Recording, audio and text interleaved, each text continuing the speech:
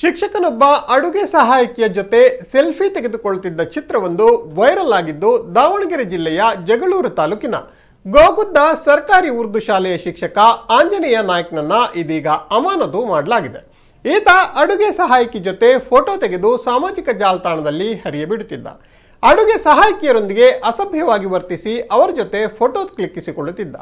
Photo ತೆಗೆದು ಅವುಗಳನ್ನು ಶಿಕ್ಷಕರು ಇರುವ ಗ್ರೂಪ್ಗಳಿಗೆ ಹರಿಯಬಿಡುತ್ತಿದ್ದ. ಮದ್ಯಪಾನ ಮಾಡಿ ಶಾಲೆಗೆ ಆಗಮಿಸಿ ಮಕ್ಕಳ ಕೈಯಲ್ಲಿಯೇ ಗುಟ್ಕಾಗಳನ್ನು ತರಿಸಿಕೊಳ್ಳುತ್ತಿದ್ದ. ಈತನ ವಿರುದ್ಧ ಜಗಳೂರು ಬಿಒ ದಾವಣಗೆರೆ ಡಿಡಿಪಿಐಗೂ ಸ್ಥಳೀಯರು ಪತ್ರ ಬರೆದಿದ್ದರು. ಆದರೆ ಈತ ಅಧಿಕಾರಿಗಳ ಕೈಕಾಲು ಹಿಡಿದು ಕೆಲಸ ಪಡೆದುಕೊಳ್ಳುತ್ತಿದ್ದ. ಇದೀಗ ಮತ್ತೆ ಈತನನ್ನ ಅಮಾನತು ಮಾಡಲಾಗಿದೆ.